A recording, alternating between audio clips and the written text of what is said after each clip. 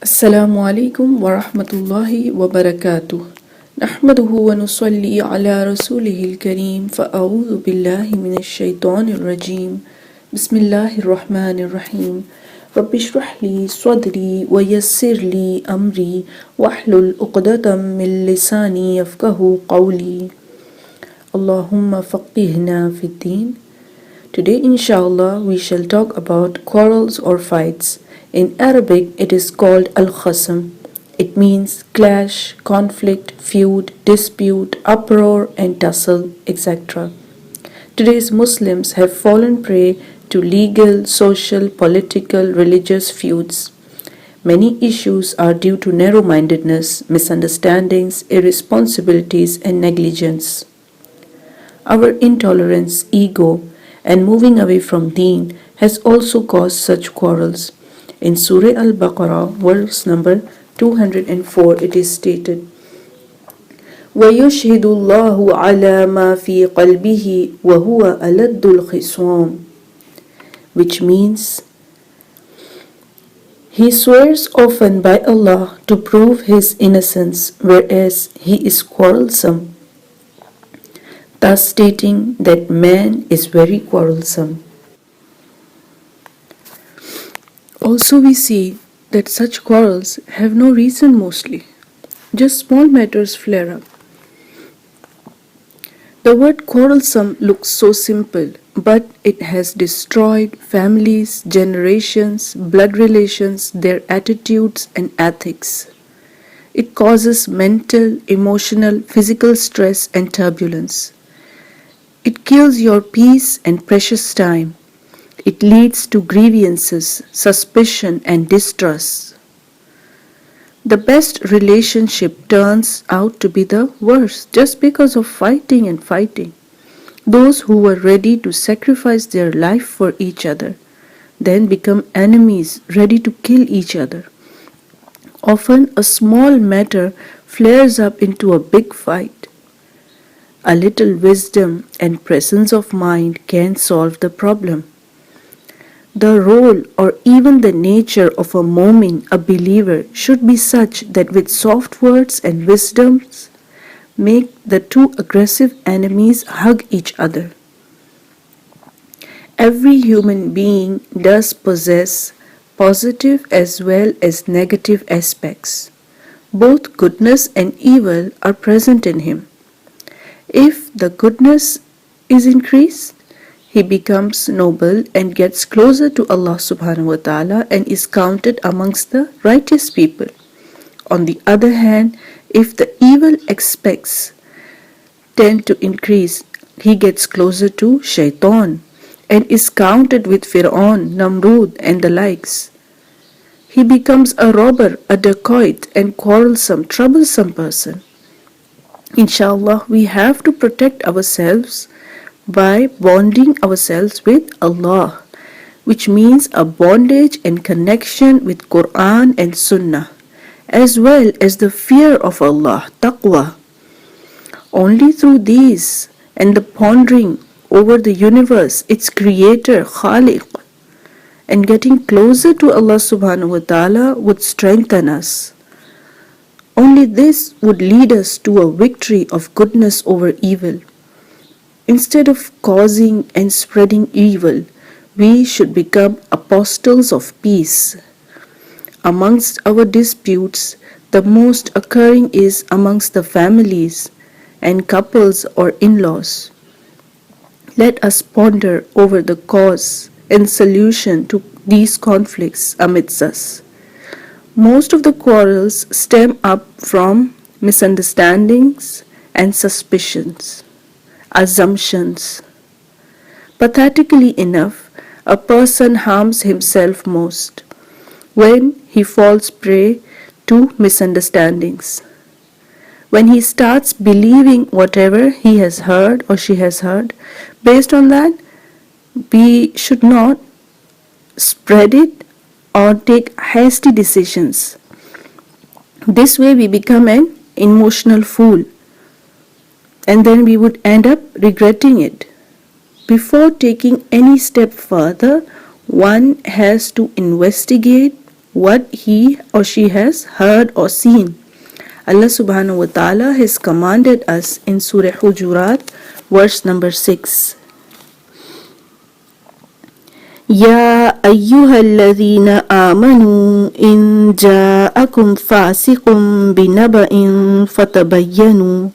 فتبينوا أن تصيبوا قوما بجهالة فتصبحوا على ما فعلتم نادمين.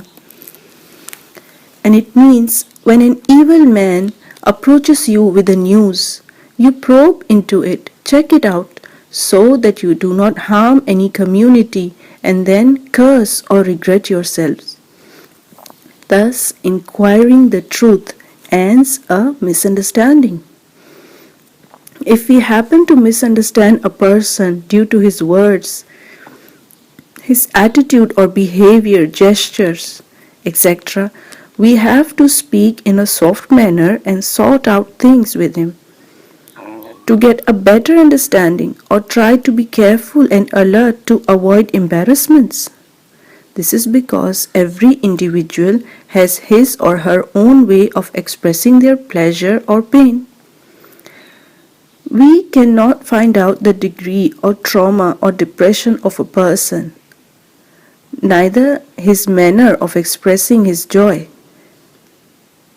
Maybe we misunderstand their words and gestures, behaviors and attitudes in certain occasions. It is better to sort out and clarify things initially, before they get too big. This may cause misunderstanding, because here Shaitan plays his role of sowing the seed of suspicion in the hearts. So it is always better to sort out things in the due course of time. Suspicion is the second main thing which causes the moving away of people from one another, causing a grudge or moving away of people from each other, a killing of their love. A suspicious person assures that his opposite party is against him, hates him, and thus the thought worsens and the imagination gets worse about that person, and this all ends up in a strained relationship, and everybody around them is harmed by it. Some people enjoy it. Some people enjoy others' fights.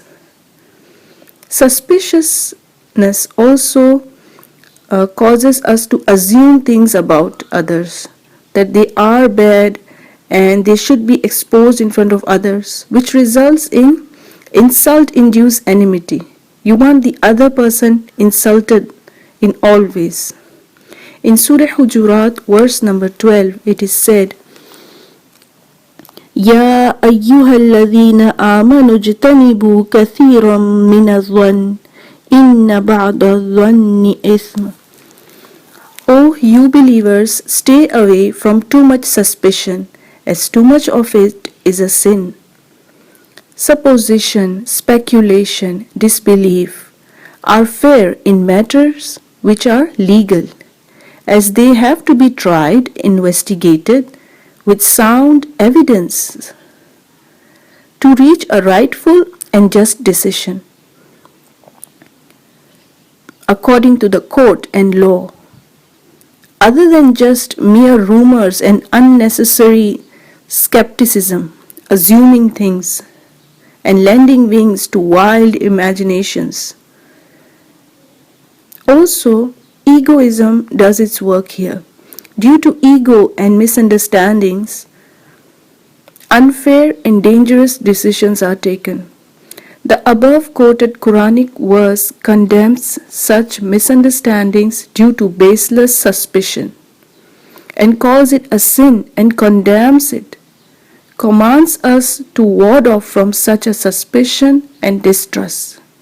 Our beloved Prophet ﷺ has said in Sahih Muslim, beware of skepticism, persisting doubt and distrust, because it is all apprehensive. Another constructive way to deal with suspicion is to ignore the negatives of a person and focus on the positive side of that person. If we ever encounter something bad in a person, we have to rectify it. If we happen to see a piece of gold, a precious thing, in the drain, we tend not to leave it just like that, but pick it up, wash it, and clean it, purify it. Thus, few drawbacks in a person should be treated like a disease, especially with close friends, family members, kith and kin, relatives. Instead of avoiding or condemning them, refine them and improve them. It is more important to rectify ourselves first. Maybe we just hate people for no reason, just because maybe we are jealous, or we are used to just fighting and fighting with everyone. We have to spot the shortcomings in ourselves, and we have to groom ourselves into better human beings. Let us inshallah continue this topic in the upcoming series. Jazakumullahu khairan kathira wa akhiru da'wana anil hamdulillahi rabbil alameen. Assalamu alaikum wa rahmatullahi wa barakatuh.